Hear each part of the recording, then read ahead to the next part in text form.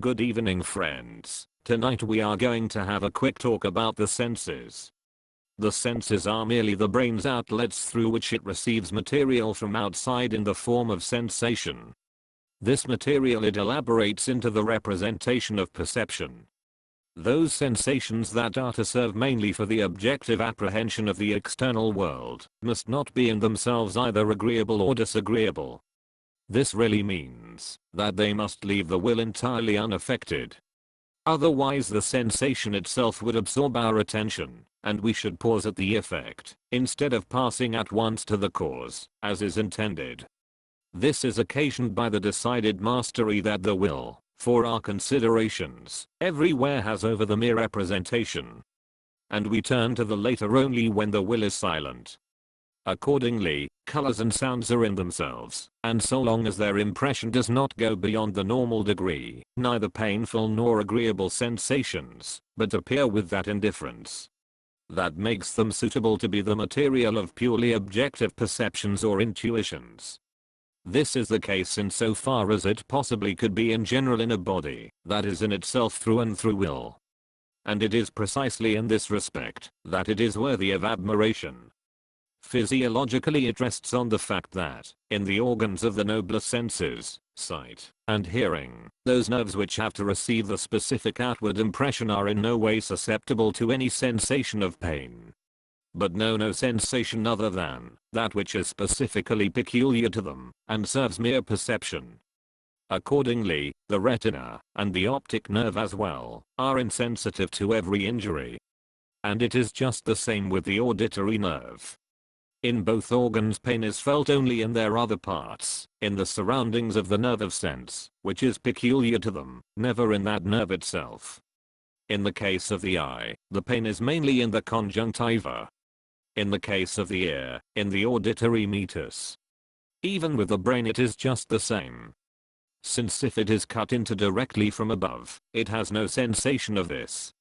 Thus only on account of this indifference, peculiar to them, with reference to the will, do the eye's sensations become capable of supplying the understanding which such manifold and finely shaded data. From these the understanding constructs in our mind the marvelous objective world by the application of the law of causality, and on the basis of pure intuitions of space and time. It is precisely that want of effect on the will, which enables color sensations. When their strength is enhanced by transparence, as in the case of the sunset glow, of colored windows and so on. To put us very easily into the state of purely objective, will-less perception. Such perception forms a principal element of the aesthetic impression. It is just this indifference with regard to the will which makes sounds suitable for supplying the material to express the endless multiplicity and variety of the concepts of reason. Since the outer sense, in other words receptivity for external impressions as pure data for the understanding, is divided into 5 senses. These conform to the 4 element, in other words, to the 4 conditions or states of aggregation, together with that of imponderability. Thus the sense for the firm or earth, is touch. For the fluid or water, is taste. For the vaporous, i.e., the volatile, is smell.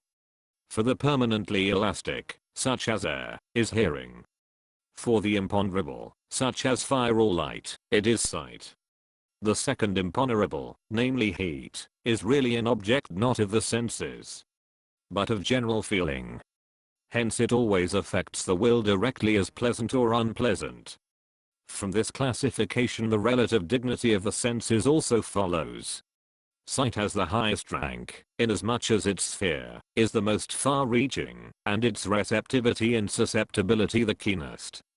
This is due to the fact that what stimulates it is an imponderable, in other words, something hardly corporeal, something quasi-spiritual. Hearing has the second, corresponding to air. Touch, however, is a thorough, versatile, and well-informed sense.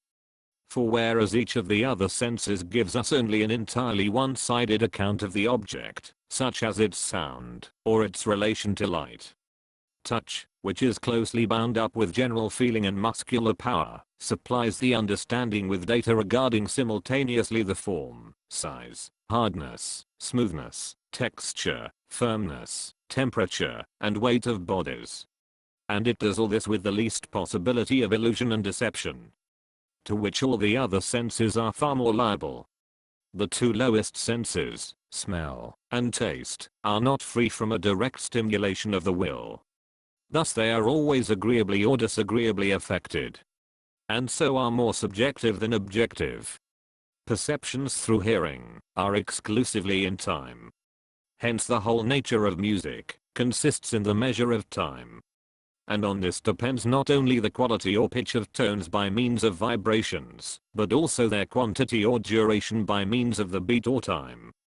The perceptions of sight, on the other hand, are primarily and predominantly in space. But secondarily, through their duration, they are in time also. Sight is the sense of the understanding that perceives. Hearing is the sense of the faculty of reason that thinks and comprehends. Visible signs only imperfectly take the place of words. Therefore I doubt whether a deaf and dumb person, able to read, but with no conception of the sound of the words, operates as readily in his thinking with the merely visible concept signs as we do with the actual, i.e., audible words. If he cannot read, he is, as is well known, almost like an irrational animal. Whereas the man born blind is from the beginning an entirely rational being. Sight is an active, hear a passive sense. Therefore, sounds affect our mind in a disturbing and hostile manner. The more so indeed, the more active and developed the mind. They can destroy all ideas and instantly shatter the power of thought. On the other hand, there is no analogous disturbance through the eye. No immediate effect of what is seen as such on the activity of thinking. But the most varied multiplicity of things before our eyes admits of entirely unhindered and undisturbed thinking. Accordingly, the thinking mind lives in eternal peace with the eye, and at eternal war with the ear. This antagonism of the two senses is also confirmed by the fact that deaf mutes, when cured by galvanism, become deadly pale with terror at the first sound they hear. On the other hand, blind persons operated on behold the first light with great joy, and only with reluctance do they allow the bandages to be put over their eyes again,